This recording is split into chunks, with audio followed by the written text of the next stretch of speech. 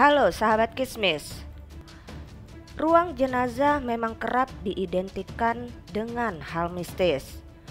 Adanya jenazah di sana memberi keangkeran yang bisa bikin bulu kuduk merinding saat Anda baru mendengar katanya saja.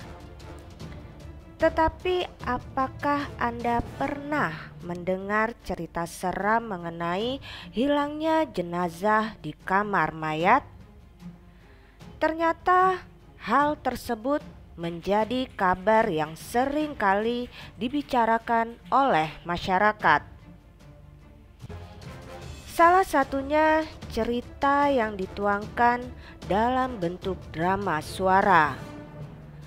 Dan kisah hilangnya jenazah di kamar mayat siap membuat bulu kuduk Anda merinding. Penasaran? Nah, sebelum kita melanjutkan video ini, jangan lupa untuk klik tombol like, subscribe, dan aktifkan tombol lonceng notifikasinya agar kalian tidak ketinggalan cerita misteri dari channel Kismis.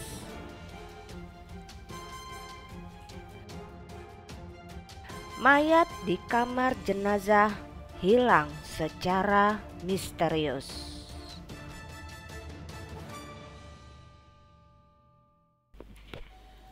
Cerita bermula dari perawat Kintan yang bekerja di salah satu rumah sakit yang terkenal dengan angkernya. Mendengar adanya desas-desus mayat hilang di ruang jenazah. Saat itu Kintan kebetulan sedang shift malam bersama dengan sahabatnya Ajeng. Saat Kintan sedang mengontrol rumah sakit bersama Ajeng untuk memastikan semua pintu sudah terkunci, Kintan melihat ada Pak Jono, satpam rumah sakit yang ada di lorong. Namun berhubung tangannya Kintan penuh dengan minyak, akhirnya dia harus segera mencuci tangannya dan Ajeng menjaga di depan pintu toilet. Tidak lama setelah itu, Ajeng berteriak sangat kencang. Kintan pun berlari keluar toilet dan menyadari bahwa Ajeng sudah hilang dari tempatnya menunggu. Kintan juga melihat sosok mirip Pak Jono yang ada di lorong. Ia mencoba mendekat sambil berkata, "Pak Jono, kamu ngerjain saya ya?" Tanyanya sambil terus jalan mendekat. Ketika dekat dengan sosok pria tersebut, Kintan ternyata salah menduga. Bukan Pak Jono yang dia lihat, melainkan pasien. Pesan untuk jangan keluar meninggalkan kamar Kintan sampaikan, namun tidak digubris oleh sosok tersebut. Sosok tersebut terus menjauh dari Kintan dan ternyata menghampiri tangga darurat. Kintan yang coba memanggil sosok tersebut pun memberitahu bahwa bahaya jika pasien masuk ke sana nanti bisa terjatuh. Namun sosok itu malah masuk dan Kintan segera mendatanginya. Takutnya nanti terjadi sesuatu. Saat pintu tangga darurat dibuka, Kintan tidak melihat siapapun di sana. Ya, sosok yang dia khawatirkan lenyap. Aneh, baru saja masuk kok sudah menghilang, kata Kintan berbicara sendiri. Masih di ruang tangga darurat, Kintan menyadari bahwa di bawah kakinya ada sesuatu. Dia mengambil barang tersebut dan dia sadari jika itu adalah tag yang biasa ada di kaki mayat. Tag tersebut biasanya bertuliskan nama jenazah lengkap dengan tanggal lahir dan wafatnya. Singkat cerita, Kintan melaporkan apa yang terjadi ke Satpam rumah sakit. Dia ceritakan semuanya, hingga Satpam bilang, "Kamu berani banget sih ngemil di jam 11 malam di basement. Sekarang kan lagi gini situasinya," kata Satpam. "Gini gimana? Mayat hilang?" tanya Kintan. "Iya," jawab si Satpam. Kintan masih belum melihat ada yang harus dia takuti. Hingga akhirnya Ajeng datang mendekat ke arahnya. Dia ingin meminta maaf. "Tan, maafin semalam aku pulang duluan ya. Soalnya Anton ternyata bisa jaga malam," kata Ajeng. Mendengar pernyataan itu, Kintan kaget bukan kepalang. Lantas, siapa suster yang menemaninya semalam? Hari berikutnya, saat Kintan baru datang untuk bekerja, Satpam rumah sakit memberitahu informasi baru. "Sus, mayat yang hilang sekarang berjumlah 5," kata si Satpam. Mendengar itu, Kintan histeris tidak percaya. Satpam itu kemudian memberitahu bahwa saat Kintan off kemarin, suster Ajeng turun ke basement lagi.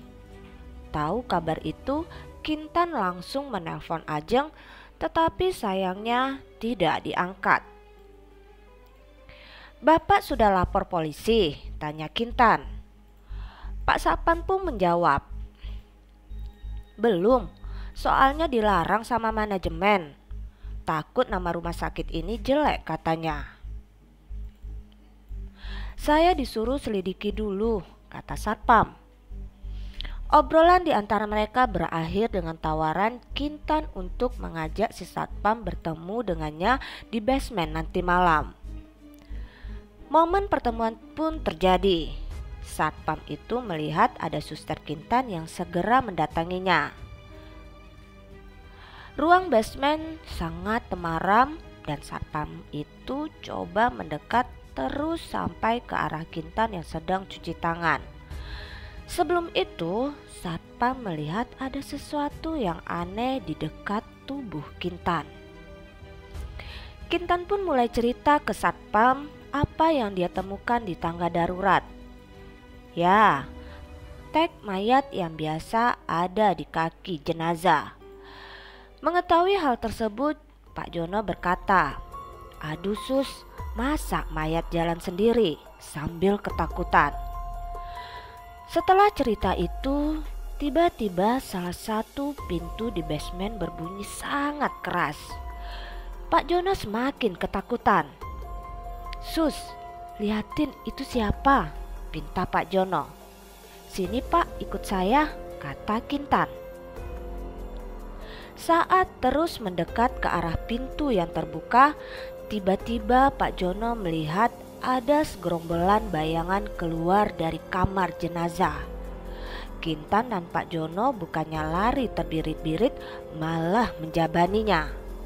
Ya, mereka datangi kamar mayat tersebut.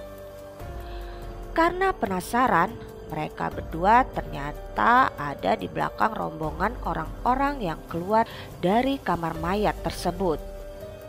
Ya, Kintan dan Pak Jono mengikuti makhluk aneh karena cara jalan mereka tidak seperti manusia biasa.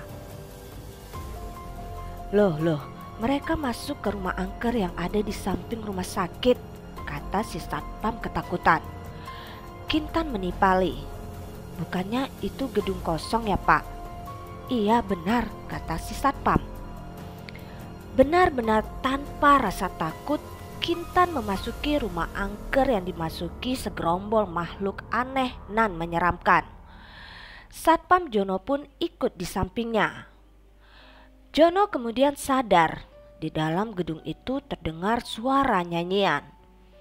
Belum sampai mendekat, masih di semak-semak dekat gedung kosong, Kintan berkata, "Pak, saya masuk ya. Bapak di sini saja, hubungi polisi." Kintan pun berjalan cepat memasuki gedung tersebut.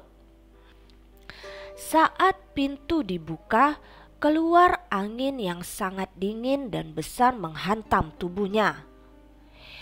Ini Vic, ada yang aneh. Ada 10 sosok mengelilingi wanita.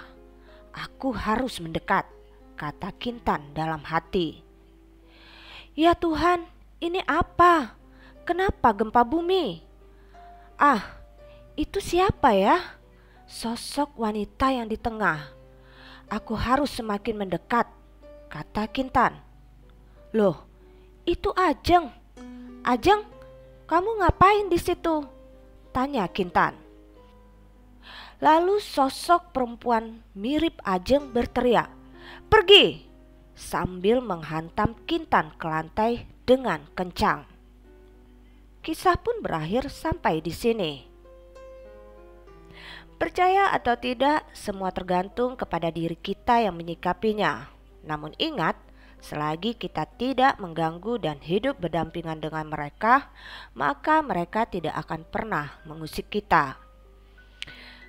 Nah, dari kisah-kisah yang terjadi ini hanyalah satu dari sekian banyak peristiwa yang terjadi di sekitar kita. Banyak hal yang tidak kita pahami secara logika di dunia ini, namun bukan berarti mereka tidak ada. Jika kamu memiliki pengalaman dan kisah-kisah mistis lainnya, tuliskan pengalaman dan komentar kamu di kolom komentar. Salam Kismis.